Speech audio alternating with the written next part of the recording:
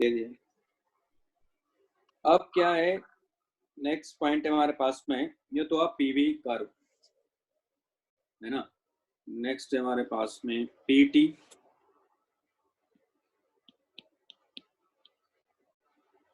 तो आप देखोगे कि ये ग्राफ ऐसा होगा, क्योंकि टी तो कांस्टेंट ही है।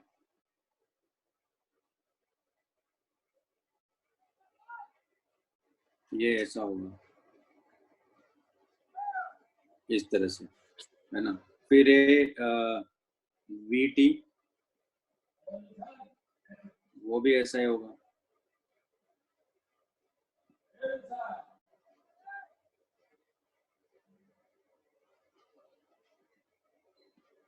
तो एक कर्व ऐसे बनेंगे। मतलब कुल मिला के ग्राफ एक तो आना चाहिए, आपको बनाना आना चाहिए। सिंपली ग्राफ पूछे जाएंगे, ज्यादा कुछ टेढ़े मेढ़े नहीं है, लेकिन है ना बड़े काम की चीज है ये सब। तो एक तो ये हो गया। अच्छा, इसकी जो मोलर हीट कैपेसिटी है या स्पेसिफिक हीट कैपेसिटी है वो इनफाइनाइट होती है। हरी बात में। तो आइसोथर्मल प्रोसेस की ये नोट लिख लेते हैं।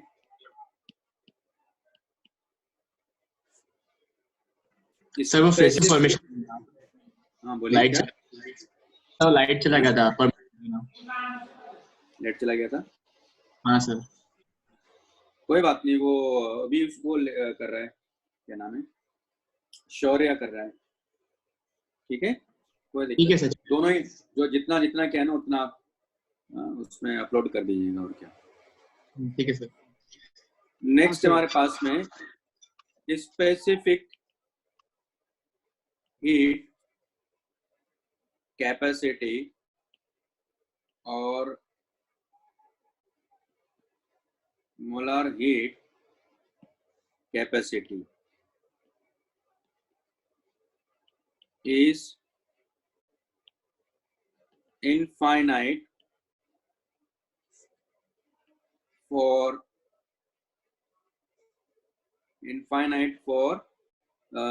isothermal process।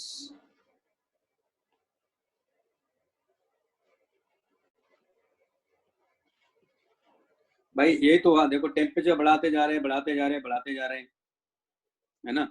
टेम्परेचर बढ़ाते जा रहे हैं, लेकिन क्या हो रहा है, ऐसा लग रहा है कि जैसे हम लोग उसको हीट दे ही नहीं रहे, मतलब सॉरी हीट देते जा रहे टेम्परेचर इंक्रीज ही नहीं कर रहा है।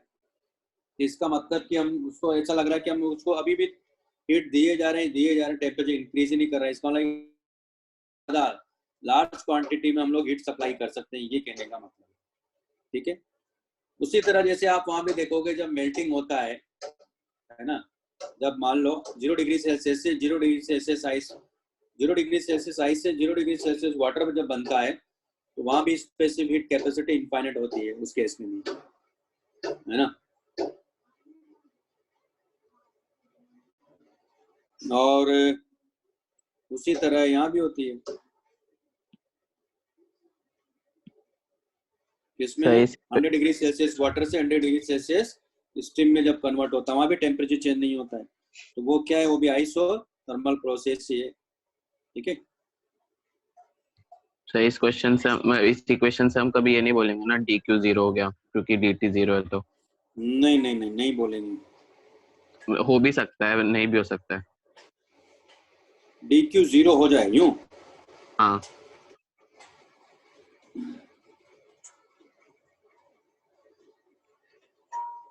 नहीं नहीं, हीट तो हम लोग सप्लाई कर ही रहे हैं ना। हाँ वही मतलब, पर हाँ टेम्परेचर चेंज उस सिस्टम का नहीं बढ़ रहा ना टेम्परेचर, तो वो जो गैस है उसका इनफाइनाइट हुआ ना, सिस्टम का हुआ ना इनफाइनाइट। तो ये कह रहा हूँ मैं। मतलब हीट तो हम दे ही रहे हैं, तो dq तो 0 नहीं होगा, इसलिए c इनफाइनाइट होगा। हाँ dq तो 0 नहीं होगा। ठीक है, dq 0 थोड़ी है वहाँ, इस केस में dq 0 नहीं है। ओके, हाँ अब ये तो हो गया हमारे पास में। नेक्स्ट है हमारे पास में आइसोकोरिक, है ना। नेक्स्ट है आइसोकोरिक।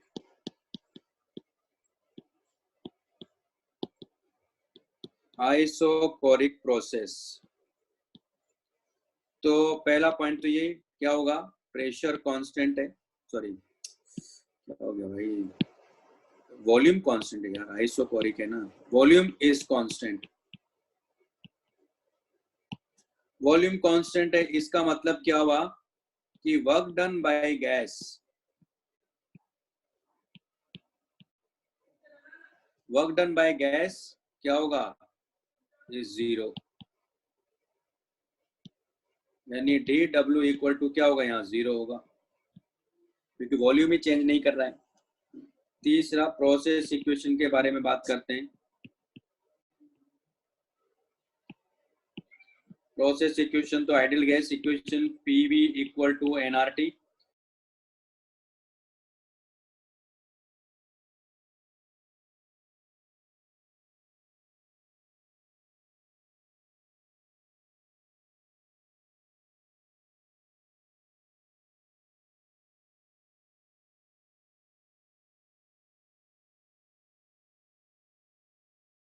सर आपकी आवाज नहीं आ रही है।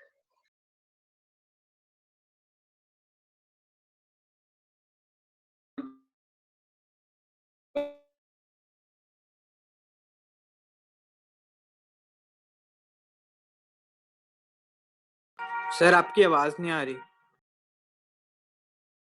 सर आपकी आवाज नहीं।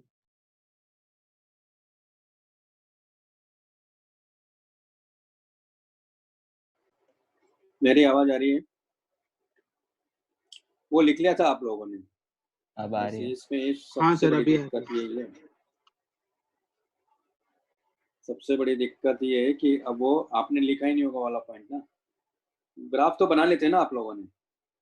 ग्राफ बना रही थी सर, वो आइसोकोरिक वाला लिख रहे थे। लिखवाता हूँ तो गया वापस से नए बोर्ड्स आ गए।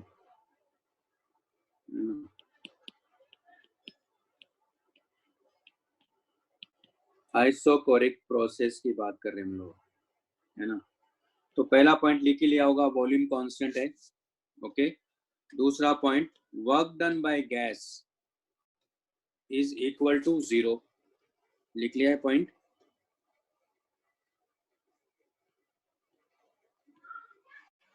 वर्क डन बाय गैस, हाँ सर। है ना। और तीसरा पॉइंट है प्रोसेस इक्वेशन।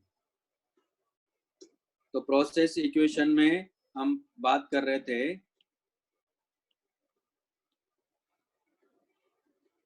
कि PV equal to N R T, यानी P by T equal to N R by V, और ये इक्वल टू क्या होगा? कांस्टेंट होगा, है ना। यानी P is directly proportional to T होगा, कहने का मतलब ये ओरिजिन, अगर इनका P और T का ग्राफ बनाएंगे तो ओरिजिन से पास होगा। नेक्स्ट हमारे पास में क्या हो जाएगा? फर्स्ट लॉ ऑफ थर्मोडायनेमिक लगाएंगे हम लोग, first law of thermodynamics.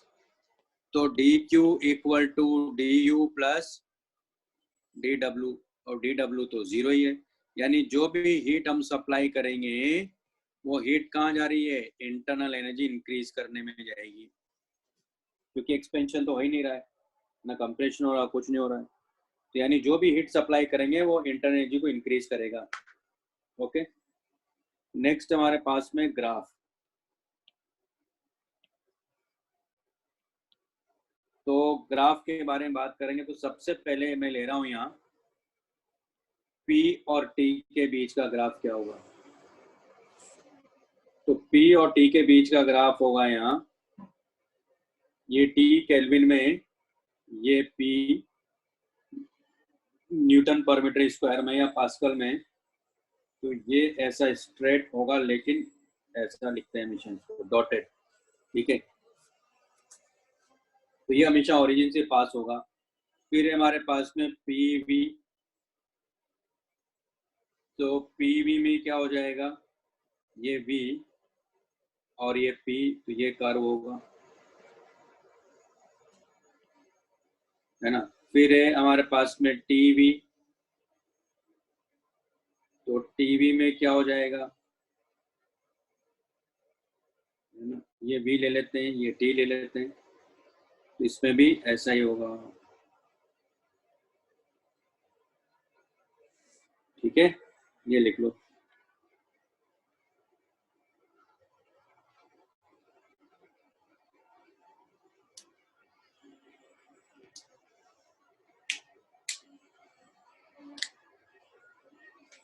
Sir temperature कभी भी एब्सोल्यूट जीरो नहीं हो सकता है ना? हाँ, हम 0 केल्विन की मतलब 0 केल्विन टेम्परेचर हो मतलब फिजिकली मतलब प्रैक्टिकली तो मुझे नहीं लगता पॉसिबल है, प्रैक्टिकली पॉसिबल ही नहीं है, सीधी सी बात तो ये 0 केल्विन, ये थ्योरेटिकल कॉन्सेप्ट है केवल। हाँ, लेकिन है कि 0 केल्विन पे सब कुछ फ्रीज हो जाता है, हाँ इसलिए सर। हमेशा हम लोग डॉटेड लाइन दिखाते हैं।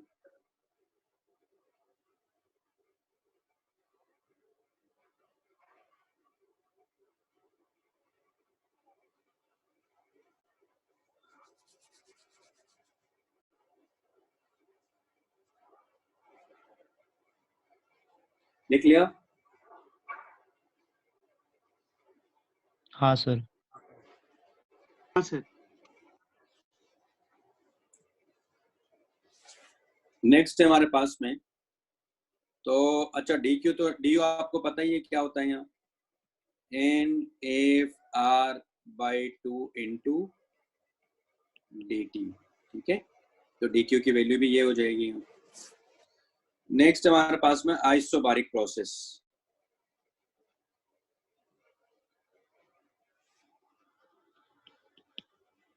तो थर्ड है आइसोबारिक प्रोसेस।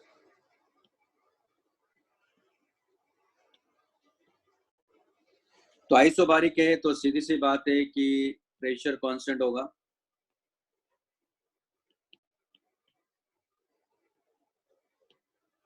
दूसरा है हमारे पास में कि अब प्रोसेस क्या होगा, यहाँ प्रोसेस इक्वेशन पहले ले लेता हूँ मैं यहाँ प्रोसेस इक्वेशन, तो PV इक्वल टू, तो since PV equal to NRT, यानी V/T इक्वल टू NR/P जो कि कांस्टेंट है, और ये हमारे पास में K आ गया, यानी V is directly proportional to T होगा।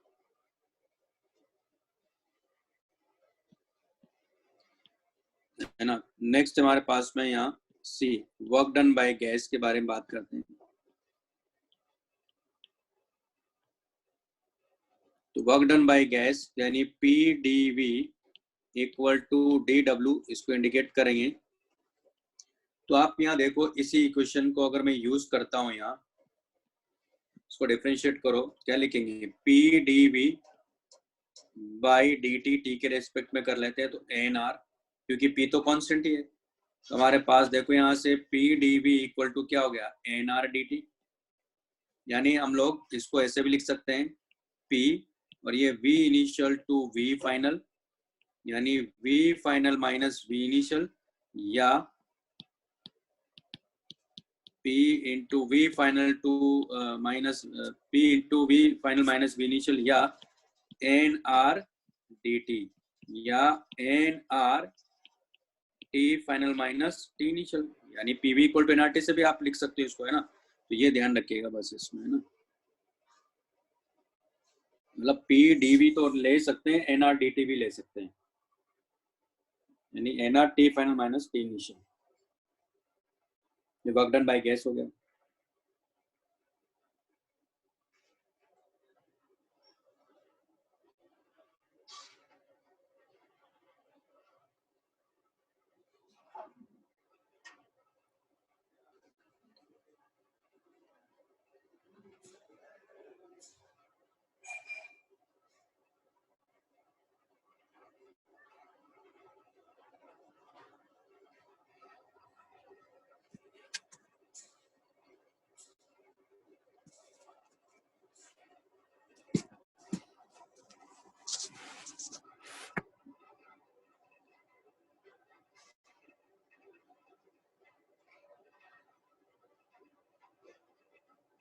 सर लास्ट में आपने क्या किया उसको एक बार फिर से बताना। लास्ट में ये लिखा है NR/DT, इसको T के रेस्पेक्ट में मैंने डिफरेंशिएट किया क्योंकि V P तो कांस्टेंट ही है, तो ये इक्वेशन आ जाएगी ना, यानी PdV इक्वल टू NR/DT, तो NR/T final, temperature final minus temperature initial है ये, नहीं समझे? हाँ सर।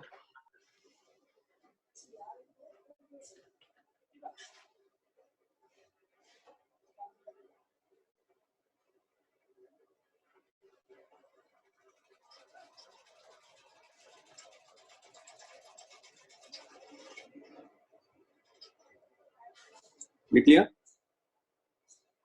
सर एक मिनट।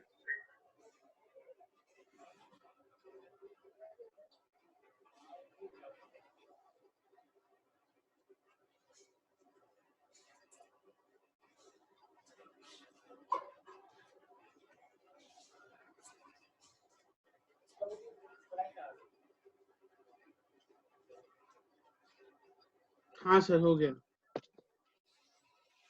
नेक्स्ट है फर्स्ट लॉ ऑफ थर्मोडायनेमिक्स, जो हम लोग लगाएंगे यहाँ। फर्स्ट लॉ ऑफ थर्मोडायनेमिक्स, तो D Q equal to D U plus D W, यानी D U plus D W P D V, या D U plus N R D T भी लिख सकते हैं ना।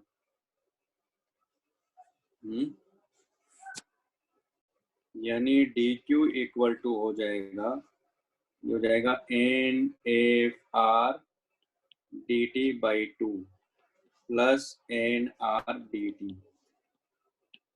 तो डी क्यू इक्वल टू हो गया यहाँ एन आर डी टी, यानी F by two plus one, है ना, F by two plus one, और ये हो गया ये एन आर डी टी। तो ये डी क्यू हीट यहाँ सप्लाई करेंगे। ओके, ये भी लिख लो।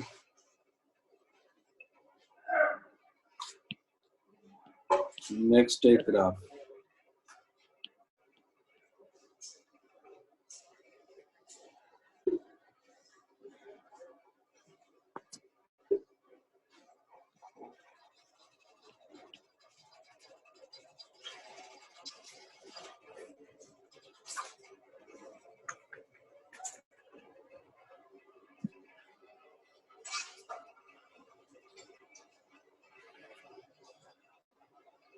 लिख लिया?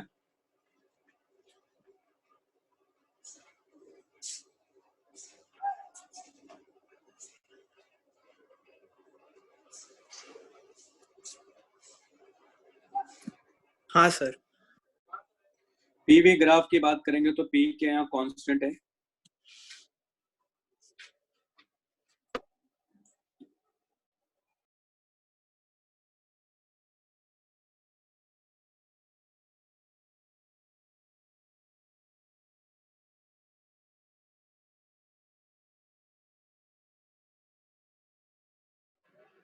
एक सर आपकी आवाज नहीं आ रही। हाँ एक मिनट वेट करिए।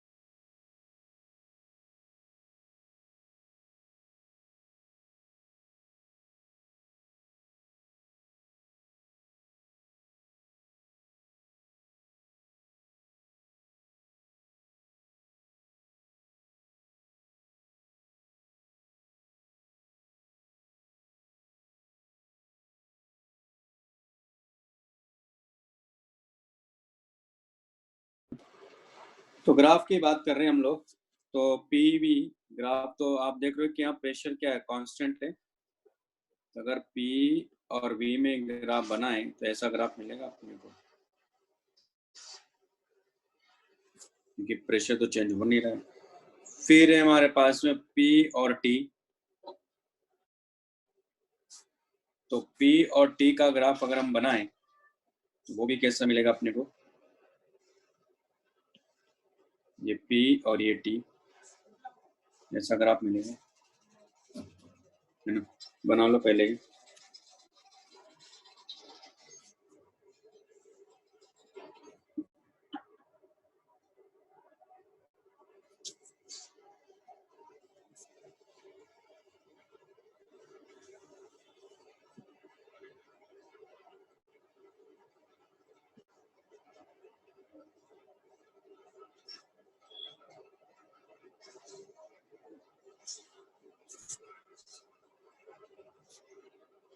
लिख लिया? हाँ सर। नेक्स्ट है हमारे पास में टीवी ग्राफ। तो T is directly proportional to क्या आ रहा था हमारे पास में, B आ रहा था। ये जो ग्राफ है ये ऐसा मिलेगा, ये V और ये T,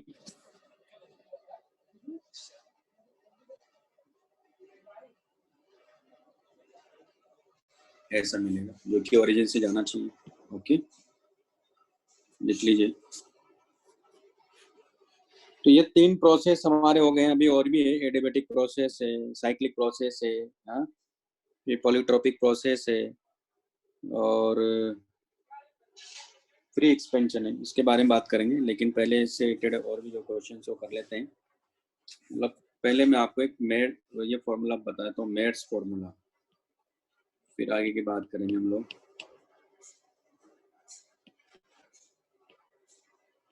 मेड्स फॉर्मूला,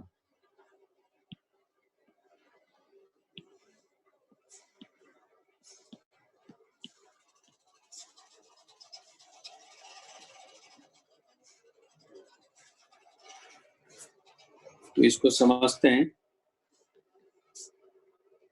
तो 2 प्रोसेस हम लोग ले रहे हैं यहाँ।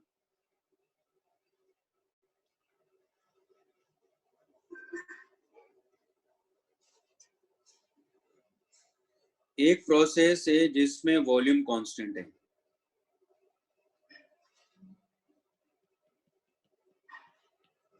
ठीक है, इसमें ये वॉल्यूम कांस्टेंट है। और दूसरा जो प्रोसेस है उसमें प्रेशर कांस्टेंट है।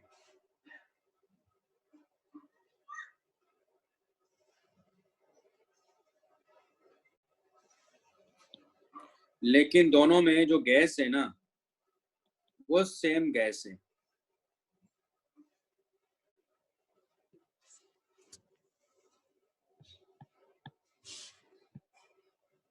और टेम्परेचर चेंज भी सेम है। तो जो पहले वाला प्रोसेस है ये आइसोकोरिक प्रोसेस है इसमें,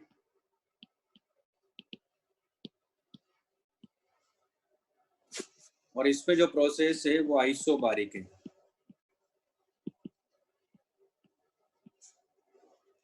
इसको हीट हम लोग DQ सप्लाई कर रहे हैं और इसको हीट DQ डैश सप्लाई कर रहे हैं, लेकिन टेम्परेचर चेंज सेम है ना।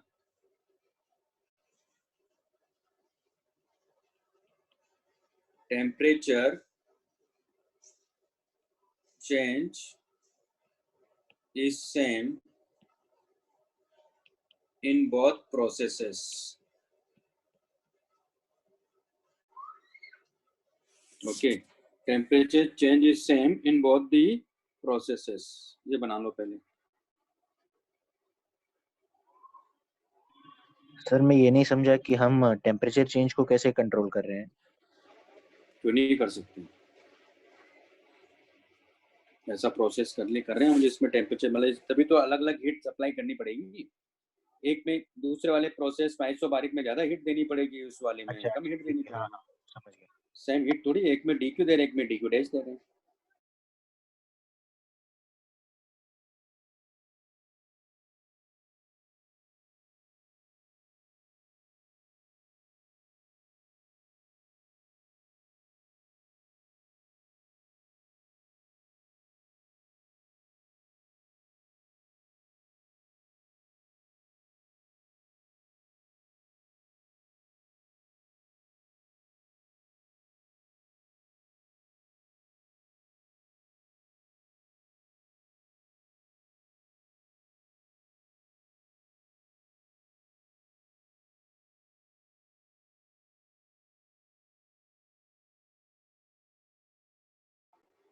लिख लिया था क्या आप लोगों ने वो? हाँ सर। सर लिख सबने लिया। लिख लिया था है ना? हाँ, तो अब नेक्स्ट हमारे पास में कि हमने देखा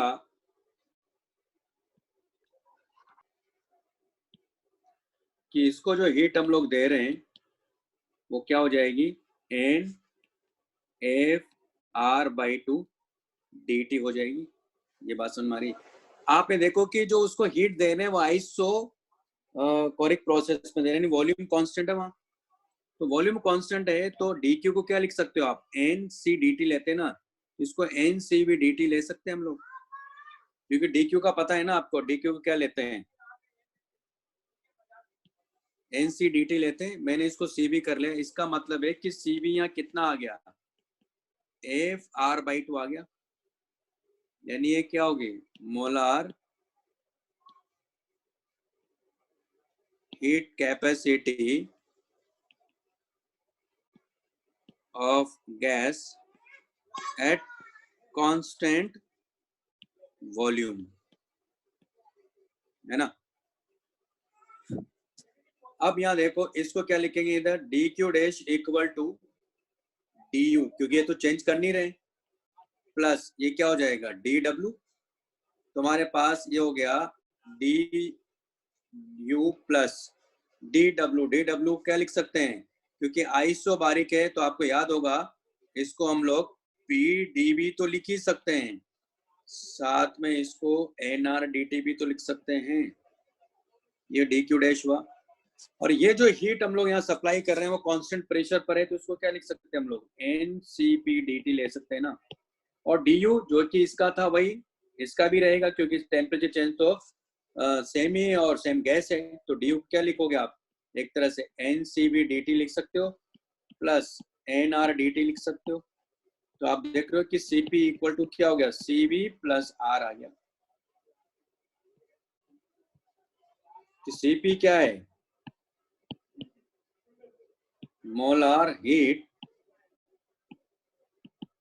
capacity of gas at constant pressure, और इसी को हम बोलते हैं मेट्स formula, Cp minus Cv equal to R, है ना। यही क्या हो गया हमारे पास में मेट्स फॉर्मूला। एक चीज और आपको क्लियर हुई होगी कि Cp Cv से ज्यादा क्यों है, क्योंकि सेम टेम्परेचर चेंज के लिए कांस्टेंट प्रेशर पर ज्यादा हीट सप्लाई करनी पड़ती है, इसलिए सीपी क्या होगा, हमेशा सीवी से ज्यादा होगा। लिख लीजिए।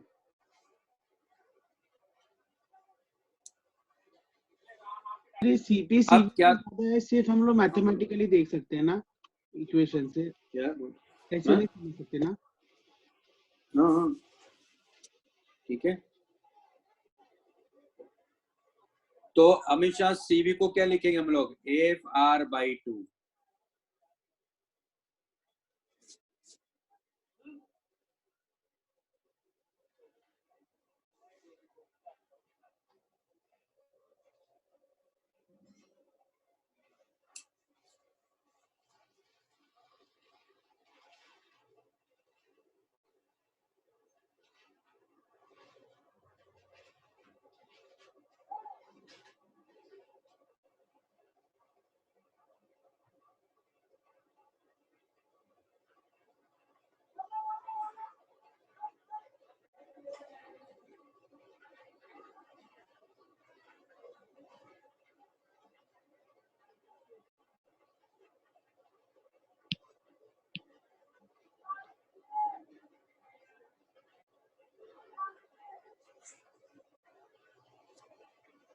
लिख लिया। सर हम लोगों ने हाँ सर। डी को N C V D T लिखा है ना। हाँ डी क्यू को लिखा हमने, तो यहाँ वो इसके इक्वल आ रहा था ना भाई, D Q equal to D U आ रहा था। डी यू को N F R by two D T लिख सकते हैं, तो डी क्यू को मैं N C P D T लिख सकता हूँ ना, कैलोरीमेट्री में हाँ पढ़ा था ना सर। हमने, N C D T. Constant volume पर इसलिए मैंने इसको N C V D T ले लिया, ठीक है। इधर कांस्टेंट प्रेशर पे इसको मैंने N C P D T ले लिया, ओके। हाँ सर।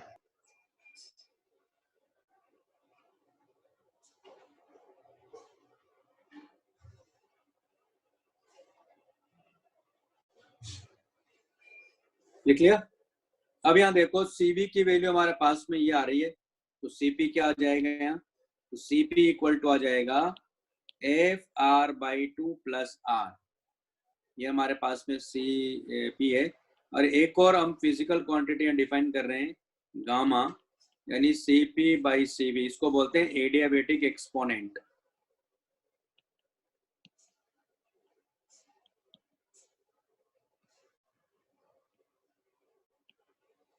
तो ये इक्वल टू हमारे पास हो जाएगा Fr/2 plus R divided by Fr/2, यानी 1 प्लस 2/F। तो ये हमारे पास में गामा की वैल्यू होगी। गामा इक्वल टू क्या होगा, 1 प्लस 2/F होगा।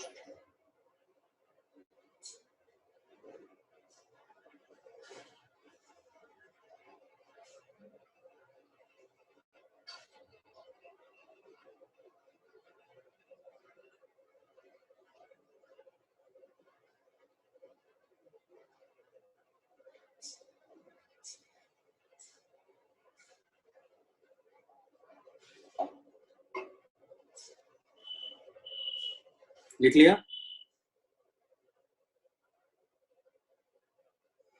हाँ सर लिख लिया।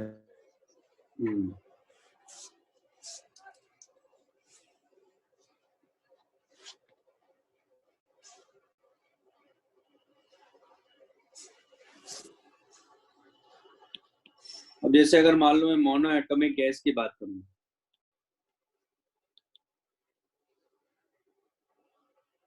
F इक्वल टू क्या होता है, 3 होता है, तो Cv कितना आ गया, 3R/2, तो फिर Cp कितना आ गया, 5R/2, फिर इसका गामा कितना हो जाएगा, 5/3, यानी 1.67। अगर मान लो मैं डायटोमिक गैस की बात करूं, तो F इक्वल टू 5, यानी Cv equal to 5R/2, Cp कितना हो गया, 7R/2, gamma equal to Cp/Cv, यानी 7/5, कितना हो गया, 1.4। अगर मान लो मैं पॉली एटॉमिक की बात करूं,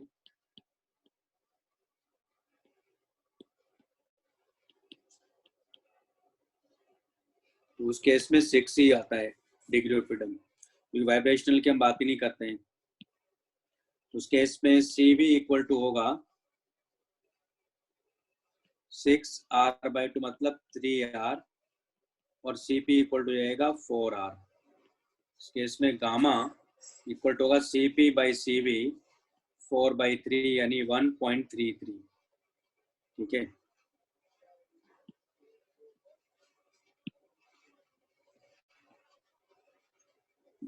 ये लिख लीजिए।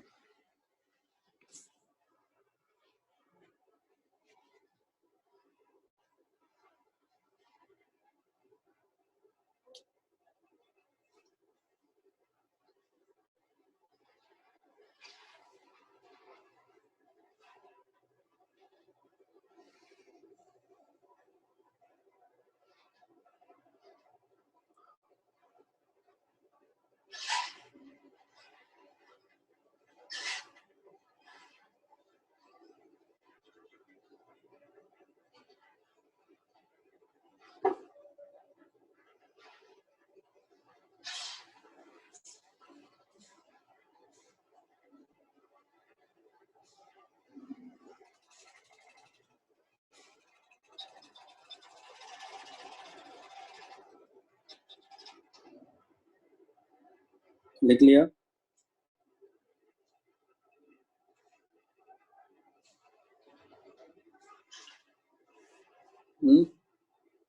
हाँ सर। हम जैसे कुछ क्वेश्चन करते हैं।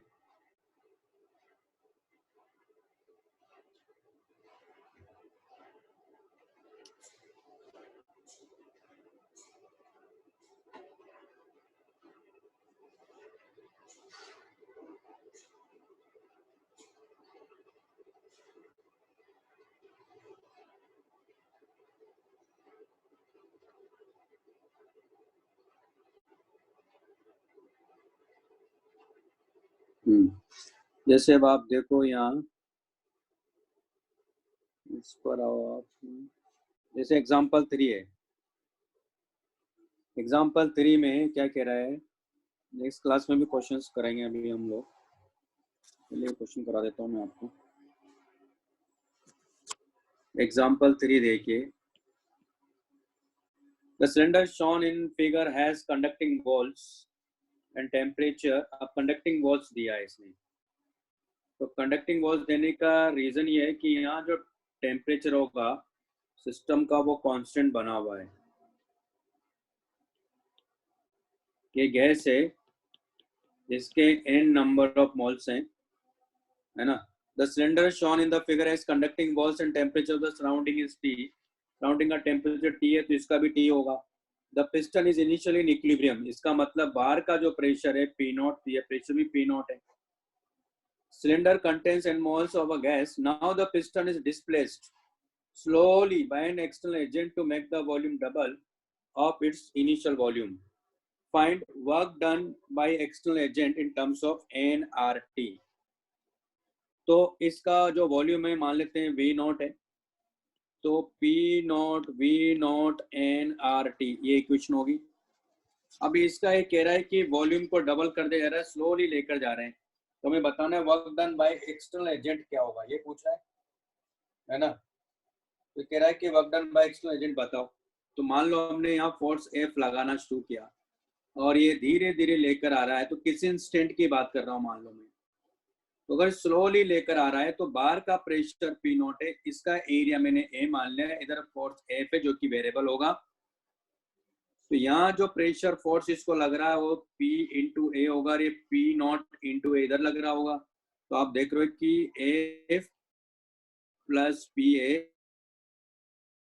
इक्वल टू क्या हो गया, P0 A होगा, यानी F इक्वल टू आ गया P0 A माइनस PA, दोनों साइड dx से मल्टीप्लाई कर देंगे। मान लो x पे जाके हमने यहाँ dx डिस्प्लेसमेंट किया इसका, तो आप देख रहे हो कि work done by external agent है क्योंकि F इंटू डी एक्स है, और ये क्या हो जाएगा P0 A into D x minus PA dx। आप यहाँ देखो अंदर का टेम्परेचर कांस्टेंट बना हुआ है और ये क्या हो गया हमारे पास में, तो P0 इंटू DV माइनस ये भी क्या हो गया PDV, ये क्या हो गया, इसको आप लिख सकते हो P0 DV माइनस nRDT लिख सकते हैं। नहीं ये क्यों लिखेंगे, ये तो गलत लिखा नहीं है। ये क्या है, ये तो वर्क डन बाय गैस है ना, तो टेम्परेचर कांस्टेंट है, तो यानी W एक्सटर्नल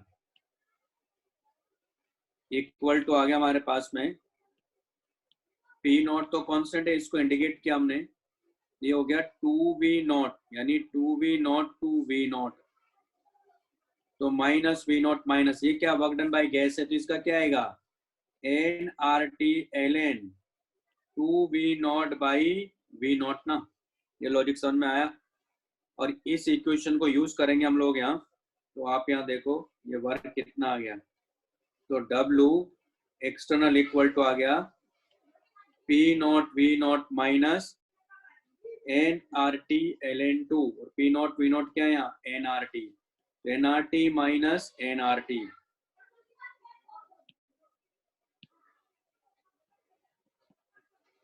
ln 2, ये आ गया W एक्सटर्नल, या W external equal to nRT, इसको बाहर ले लो तो 1 माइनस ln 2, ये आंसर है। मेरे ख्याल से बात समझ में आ गई होगी। सर वो second step f dx is equal to dx, ये क्या लिखा है? कौन सा ये पी ए डी एक्स ना, हाँ पी ए, तो P into A D x क्या हो गया, चेंज इन वॉल्यूम हो गया ना, डीवी। हाँ यहाँ भी ए डी एक्स को मैंने पी नॉट इंटू डीवी लिया हुआ ना यहाँ भी, ठीक है। और ये क्या है, पी क्या अंदर का प्रेशर है ना, यानी पी डीवी क्या वर्क डन बाय गैस है ना ये तो आइसोथर्मल प्रोसेस में वर्क डन बाय गैस क्या आता है, NRT L N 2 V not by V not लिखेंगे ना। नहीं, आपने वर्क डन इक्वेट किया क्या, F D X is equal to D X F? क्या चीज, सेकेंड स्टेप में F D X is equal to D X F क्या लिखा हुआ है? ये देखो ना, पहले ये समझ में आया आपको? हाँ, ये हटा दो, एफ को मैं ऐसा लिख सकता हूँ क्या, P A not a minus, हाँ लिख सकते हैं, हाँ तो फिर मैंने दोनों साइड डीएक्स से मल्टीप्लाई कर दिया ना। हाँ हाँ हाँ नहीं समझे? हाँ हाँ हाँ समझा। तो ये work done by external force हो गया ना ये, हम्म, और ए डी एक्स को मैंने डीवी ले लिया, हाँ ठीक है। ठीक है ना। तो ये कॉन्सेप्ट है इसमें। सर वो जो आपने फर्स्ट स्टेप किया वो वाला एक बार समझाइए ना। फर्स्ट स्टेप तो इसलिए किया कि उसने कहा स्लोली जा रहा है, तो स्लोली जा रहा है तो नेट फोर्स क्या होना चाहिए, हमेशा 0 होना चाहिए। तो अगर हाँ नेट सर। फोर्स 0 होना चाहिए, तो ये पिस्टन है मेरे पास में यहाँ, तो इधर से फोर्स जो गैस है तो फोर्स इधर लगाएगी ना, और एक्सटर्नल फोर्स भी इधर लग रहा है, लेकिन जो एटमॉस्फेरिक प्रेशर है वो तो फोर्स हमेशा, क्योंकि देखो प्रेशर की वजह से फोर्स हमेशा सरफेस के परपेंडिकुलर आता है, तो अंदर जो प्रेशर है वो इस सरफेस के परपेंडिकुलर लगाएगा, बाहर जो प्रेशर है वो सरफेस के परपेंडिकुलर लगाएगा, ठीक है। तो P नॉट इंटू ए लगा रहा है, उधर पी ए इधर लग रहा है राइट साइड में, तो एफ और पी ए दोनों एक डायरेक्शन में है और P not a left direction में है, तो फिर मैंने यहाँ बैलेंस करा दिया इसको। तो नेट फोर्स क्या होगा, क्योंकि स्लोली जाने का मतलब है कि एक्सेलरेशन हर इंस्टेंट पे क्या बना हुआ है, 0 बना हुआ है, तो F equal to M A लगाया मैंने, तो ए तो 0 ही है, तो इसका मतलब नेट फोर्स क्या होना चाहिए पिस्टन के ऊपर, 0 होना चाहिए। ये बात हाँ समझ में सर आई? समझा। सर अभी मतलब इसमें किसी भी पॉइंट पर मतलब खींचा है फिर छोड़ूंगा तो वो वापस पीछे चला जाएगा ना? हाँ डेफिनेटली चला जाएगा, क्यों, क्योंकि अंदर का प्रेशर तो डिक्रीज कर रहा है यहाँ, अंदर का प्रेशर हाँ। कंटिन्यूसली डिक्रीज करता जा रहा है, क्यों, क्योंकि टेम्परेचर कांस्टेंट है, टेम्परेचर कांस्टेंट है तो पीवी इक्वल टू कांस्टेंट, हाँ मैं वॉल्यूम बढ़ाता जा रहा हूँ तो पी को डिक्रीज होना पड़ेगा, हाँ तो वापस चला जाएगा उधर वो, ठीक है। हाँ सर।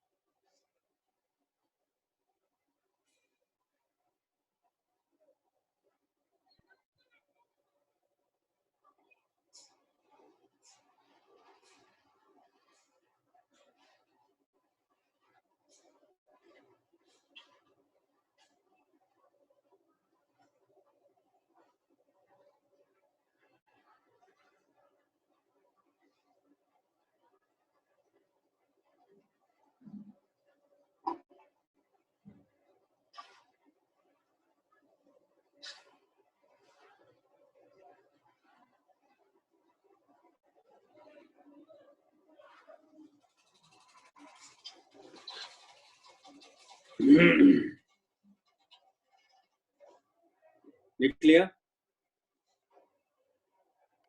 सर एक मिनट।